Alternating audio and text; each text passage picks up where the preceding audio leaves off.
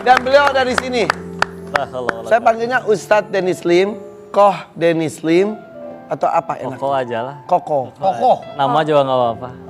Emang usia, emang kelahiran tahun berapa sih? 91, Ustaz. 91, Masya Allah. Panggilnya Kokoh Ustadz Dennis.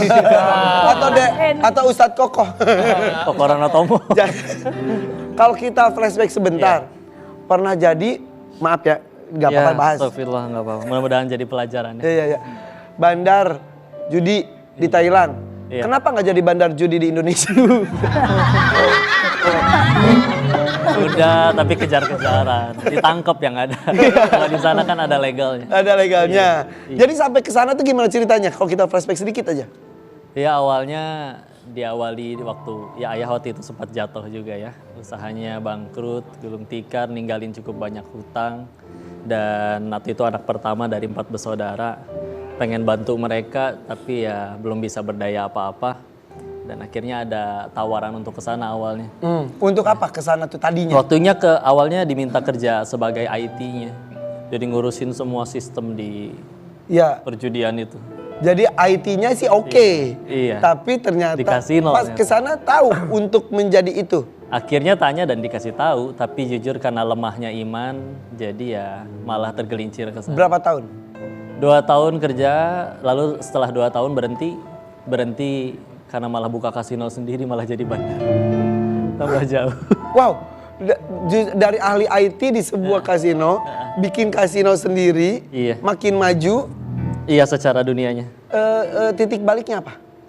Titik baliknya ketika sebetulnya semua big boss di sana pun ketika ditanya, lu mau selamanya hidup kayak gini? Enggak ada sih. Bahkan maaf ya, ketika mereka lagi dugem dengan mohon maaf wanita menari di sekelilingnya, di meja ada minuman keras berserta drugs, narkoba. Kalau ditanya apa yang paling mereka inginkan, pengen di kasur hangat, dikelilingi anak cucu, pengen wafat dalam keadaan tenang seperti itu. Sebetulnya. Dan Jadi Bos itu, bos-bos. iya, para big Jadi boss sebetulnya di kondisi seperti itu mereka nggak bahagia. fana ya. Jadi bahkan mereka untuk bisa bahagia harus pakai itu dulu. Bahkan sebagian dari mereka untuk bisa tidur pun harus konsumsi obat. Kalau enggak benar-benar nggak bisa tidur.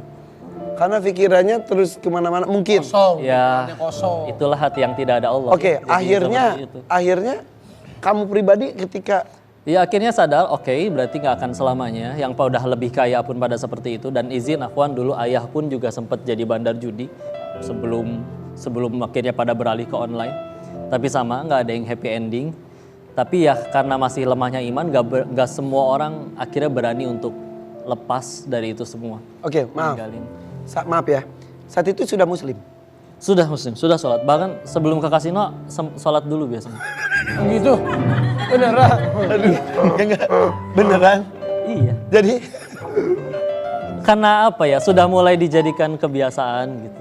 jadi seperti Dan kayak- sebuah pekerjaan saat itu. Kayak lebih nggak tahu diri aja kalau misalkan itu nggak dilakuin. Jadi kayak sebetulnya untuk kayak dalih sih, seenggaknya minimal masih ada sholatnya. Jadi gitu. minimal Padahal ada orang kata minimal seimbang. Padahal nggak mungkin seimbang. Jadi juga. katanya sholat terus saat itu masihan jalan ya. Tapi kok, Iya. waktu itu Koko katanya pernah nonton video kajiannya Agim. Nah itu Iya. apakah itu jadi Salah satu trigger. titik Itu balik? ya itu salah satu episode yang akhirnya udah pengen pulang, tapi karena masih belum bulet atau belum berani di Indo gue ngapain, mau kerja apa, ninggalin serius ratusan juta di sini. Jadi ya puncaknya ketika lagi yang lain masih pada main gitu, cuman udah kalah duluan ya. Jadi ya udah keluarin handphone lah nonton. Hah? Yang muncul Jadi di tempat kasino iya. lu judi, lu kalah, tapi kan harus tetap stay di situ. Sambil nunggu, lu buka HP, nonton Agim. Terus.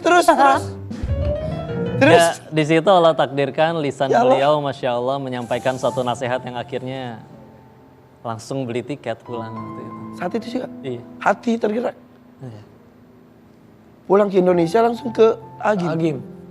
Sempat belajar dengan guru-guru di Indo dulu sampai akhirnya 2019 Darut Tauhid buka pesantren kadar dakwah namanya. Yang di situ memang full dibeasiswakan tapi ada kayak diuji dulu, dites dulu. Jadi 2 tahun setelah pulang sih akhirnya baru ketemu AA di Darut Tauhid. Pertama ketemu gimana? Orang yang menggerakkan hati lu terus ketemu langsung gimana? Bersyukur kepada Allah, Masya Allah, Allah titipkan beliau di dunia ini jadi manfaat. Semoga diri ini pun bisa jadi pahala jariah bagi beliau, mencium tangan beliau, dan juga nggak tahu gimana cara balasnya nasihat-nasihat beliau ya. Tapi mudah-mudahan bisa jadi pahala jariah bagi beliau.